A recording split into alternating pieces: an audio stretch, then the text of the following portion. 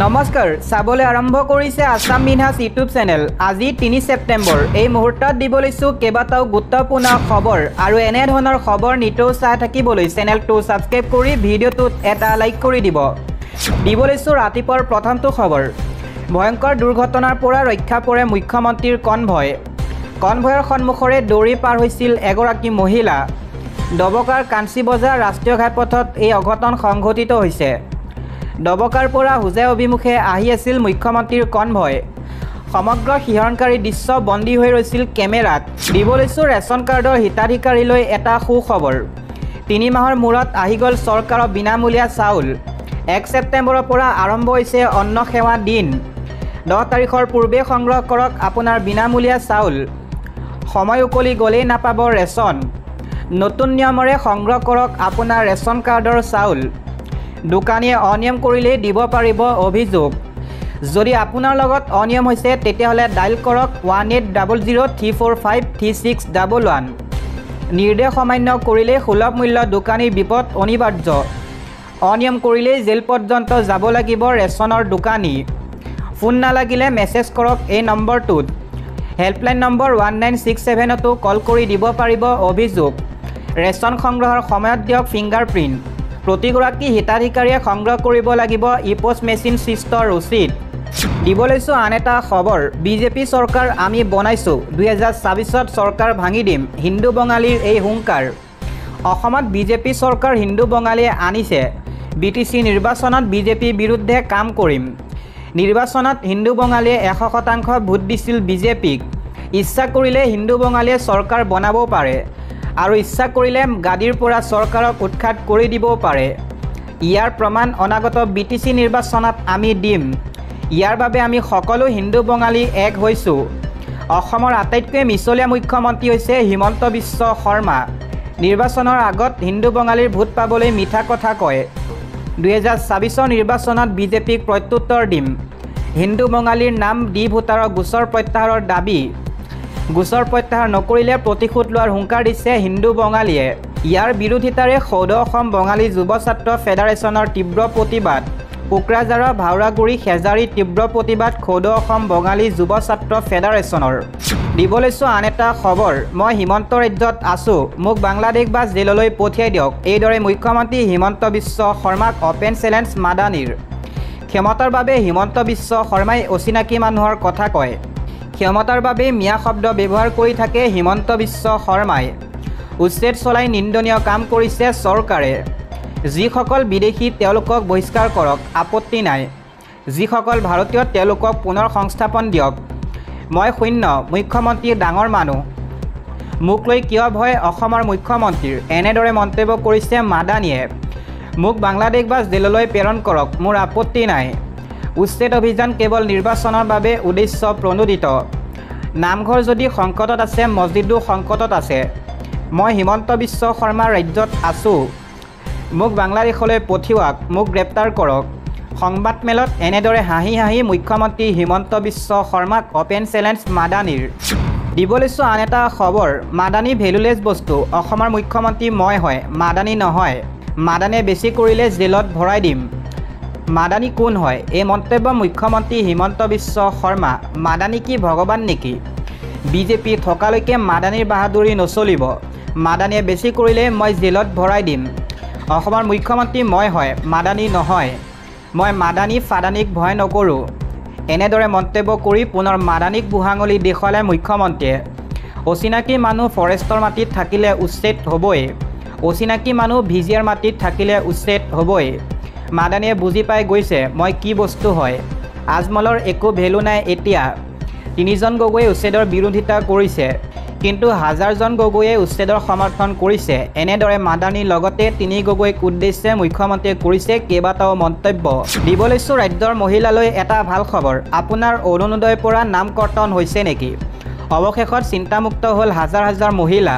তালিকাৰ পৰা নাম কৰ্তন হোৱা প্ৰতিগৰাকী মহিলাই লাভ কৰিব অৰুণোদয়। অৰুণোদয় আঁচনি নোপোৱাকৈ কোনো এগৰাকী মহিলা নাথাকিব। মুখ্যমন্ত্ৰী ডক্টৰ হিমন্ত বিশ্ব শৰ্মাই কৰিলে ডাঙৰ ঘোষণা। ঘৰতে বহি আবেদন কৰিলে লাভ কৰিব অৰুণোদয়ৰ ধন।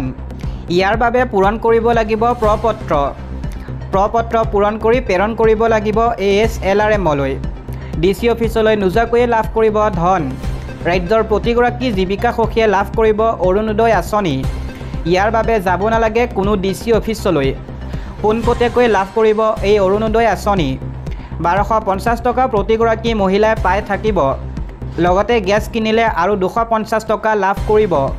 দিব লৈছোঁ আন এটা খবৰ। পুনৰ উচ্ছেদিতৰ শিবিৰত হ'ব উচ্ছেদ। প্ৰশাসনে বান্ধি দিলে 15 দিনৰ সময়সীমা। 43টা পৰিয়ালত কৰা হ'ব উচ্ছেদ। 3 বছৰ পূৰ্বে হোৱা উচ্ছেদৰ পিছতে একাংশ লোকক প্ৰশাসনে দিছিল আশ্ৰয়। বৰ্তমান তেওঁলোকক পুনৰ দিয়া হৈছে উচ্ছেদৰ জাননী। ঘোষণা কৰা হৈছে বেদখলকাৰী ৰূপে। চৰকাৰ আৰু জিলা প্ৰশাসনে তেওঁলোকক থাকিবলৈ দিয়াৰ পিছতো তেওঁলোকে কেনেকৈ বেদখলকাৰী হ'ব। উচ্ছেদিত আটাইকে চৰকাৰে পুনৰ সংস্থাপনৰ ব্যৱস্থা কৰক। 3 বছৰে আমাক আশ্বাস দি এতিয়া বিশ্বাসঘাতকতা কৰিছে চৰকাৰে। দিব লৈছোঁ আন এটা গুৰুত্বপূৰ্ণ খবৰ। গুটখাৰ বিক্ৰী সম্পূৰ্ণৰূপে নিষিদ্ধ ঘোষণা। প্ৰশাসনে জাৰি কৰিলে জাননী। গুটখা আৰু নিচাজাতীয় সামগ্ৰী বিক্ৰী সম্পূৰ্ণৰূপে নিষিদ্ধ। দোকানে দোকানে চলিব অভিযান। ৰাজহুৱা স্থানত সেৱন কৰিব নোৱাৰিব ধপাত। জাননী জাৰি কৰি অভিযান আৰম্ভ কৰিলে নগাঁও প্ৰশাসনে। গুটখাৰ বিৰুদ্ধে কঠোৰ নগাঁও জিলা প্ৰশাসন। বিদ্যালয়ৰ সন্মুখত ধপাতজাতীয় সামগ্ৰী বিক্ৰী সম্পূৰ্ণৰূপে নিষিদ্ধ ঘোষণা কৰা হৈছে। কেইবাখনো বিদ্যালয়ৰ সন্মুখৰ দোকান প্ৰশাসনৰ অভিযান। জব্দ কৰিছে বহু গুটখা আৰু ধপাতজাতীয় সামগ্ৰী। ৰাজহুৱা স্থানত ধপাত সেৱন কৰা লোককো জৰিমনা বিহিলে প্ৰশাসনে। জিলায়ুক্ত দেৱাশিষ শৰ্মাৰ নিৰ্দেশত এই অভিযান। দিব লৈছোঁ আন এটা খবৰ। এগৰাকী নাৰীক সবলীকৰণ কৰাৰ অৰ্থ হৈছে সমাজখনক শক্তিশালী কৰা। এই মন্তব্য মুখ্যমন্ত্ৰী হিমন্ত বিশ্ব শৰ্মাৰ। হোজাই শ্ৰীমন্ত শংকৰদেৱ নগৰ খেলপথাৰত আয়োজিত অনুষ্ঠানত ভাষণ প্ৰদান কৰি মুখ্যমন্ত্ৰী ডক্টৰ শৰ্মাই কয়, এগৰাকী নাৰীক সবলীকৰণ কৰাৰ অৰ্থ হৈছে সমাজখনক শক্তিশালী কৰা। সেয়েহে ৰাজ্য চৰকাৰে অসমৰ মহিলাসকলৰ বিকাশৰ সুবিধাৰ বাবে মুখ্যমন্ত্ৰী মহিলা উদ্যমিতা অভিযানৰ লগতে আন বহুতো আঁচনি গ্ৰহণ কৰিছে। মঙলবাৰে মুখ্যমন্ত্ৰী মহিলা উদ্যমিতা আঁচনিৰ অধীনত হোজাই বিধানসভা সমষ্টিৰ আত্মসহায়ক গোটৰ সদস্যসকলক চেক প্ৰদান কাৰ্যসূচী আনুষ্ঠানিকভাৱে শুভাৰম্ভ কৰে মুখ্যমন্ত্ৰী ডক্টৰ হিমন্ত বিশ্ব শৰ্মাই। এই অনুষ্ঠানত হোজাই সমষ্টিৰ 31,910 গৰাকী আত্মসহায়ক গোটৰ সদস্যলৈ 10,000 টকাকৈ ধনৰাশি চেক প্ৰদান কৰা হয়।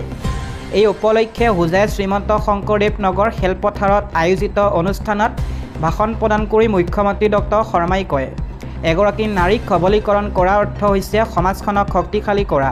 সেয়েহে ৰাজ্য চৰকাৰে অসমৰ মহিলাসকলৰ বিকাশৰ সুবিধাৰ বাবে মুখ্যমন্ত্ৰী মহিলা উদ্যমিতা অভিযানৰ লগতে আন বহুতো আঁচনি গ্ৰহণ কৰিছে। লগতে তেওঁ কয়, এই অভিযানৰ অংশ হিচাপেই হোজাই বিধানসভা সমষ্টিৰ প্ৰথম পৰ্যায়ত বীজ মূলধন লাভ কৰা 31,910 গৰাকী ব্যক্তিগত হিতাধিকাৰীয়ে অসমৰ মহিলা সবলীকৰণৰ যাত্ৰাত এক নতুন মাত্ৰা প্ৰদান কৰিব। উল্লেখ্য যে ছাগলী পালন, দুগ্ধ উৎপাদন, ধান খেতি, হাঁহ কুকুৰা পালন, হস্ততাঁত, গাহৰি আৰু মীন পালন আদি 79% খণ্ডক সামৰি হোজাই সমষ্টিৰ হিতাধিকাৰীসকলক প্ৰদান কৰা হৈছে এই মূলধন। ভাষণ প্ৰসংগত মুখ্যমন্ত্ৰীয়ে কয়, অহা 17 ছেপ্টেম্বৰৰ পৰা অৰুণোদয় আঁচনিৰ ৰূপায়ণৰ কাম ৰাজ্য চৰকাৰে আৰম্ভ কৰিব। এই আঁচনিখনৰ জৰিয়তে হিতাধিকাৰীসকলে ৰন্ধন গেছৰ চিলিণ্ডাৰ ক্ৰয়ৰ বাবদ অতিৰিক্ত 250 টকাকৈ ৰাজ সাহায্য লাভ কৰিব। তেওঁ লগতে কয়, অহা 1 নৱেম্বৰৰ পৰা ৰেচন কাৰ্ড থকা লোকসকলে সুলভ মূল্যত দাইল, চেনি আৰু নিমখো লাভ কৰিব। লগতে আজি প্ৰদান কৰা এই অসমৰ 40 লাখ মহিলাৰ ভিতৰত 8 লাখ মহিলা ইতিমধ্যে লাখপতি বাইদেউ পৰিণত হৈছে বুলি মন্তব্য কৰি মুখ্যমন্ত্ৰীয়ে কয় যে গাইগুটীয়াকৈ লাভ কৰা এই 10,000 টকা পুঁজিৰ উপৰিও গোটৰ জৰিয়তে ৰিভলভিং ফাণ্ড আৰু বেংকৰ ঋণৰ জৰিয়তেও মহিলাসকলে পুঁজি লাভ কৰিব। এই অনুষ্ঠানত হোজাইৰ প্ৰায় 32,000 মহিলাৰ সমাজত 32 কোটি টকাৰ চেক বিতৰণ কৰা হৈছে বুলি উল্লেখ কৰি তেওঁ কয়, অসমৰ মহিলাসকলৰ মাজত এই আঁচনিৰ অধীনত 3,200 কোটি টকা বিতৰণ কৰা হ'ব। মহিলাসকলক আত্মনিৰ্ভৰ কৰি অসমক এখন উন্নত ৰাজ্য হিচাপে গঢ়ি তোলাৰ বাবে ৰাজ্য চৰকাৰে এই পদক্ষেপ গ্ৰহণ কৰা বুলি কয় মুখ্যমন্ত্ৰীয়ে। আজিৰ এই অনুষ্ঠানত মন্ত্ৰী কেশৱ মহন্ত, সাংসদ কামাখ্যা প্ৰসাদ তাছা, বিধায়ক ৰামকৃষ্ণ ঘোষ, শিবু মিশ্ৰ, অসম ভাষিক সংখ্যালঘু উন্নয়ন বৰ্ডৰ অধ্যক্ষ শিলাদিত্য দেৱ, হোজাই জিলা পৰিষদৰ সভানেত্ৰী জুণ্টি বৰা, হোজাই পৌৰসভাৰ পৌৰনেত্ৰী চতুৰ্থী ৰাণী বিশ্বাস, অসম ৰাজ্যিক গ্ৰামীণ জীৱিকা অভিযানৰ মিছন সঞ্চালক কুন্তলমণি শৰ্মা বৰদলৈৰ লগতে জিলায়ুক্তকে ধৰি শীৰ্ষ প্ৰশাসনিক বিষয়ববীয়া আৰু গণ্যমান্য ব্যক্তিসকল উপস্থিত থাকে।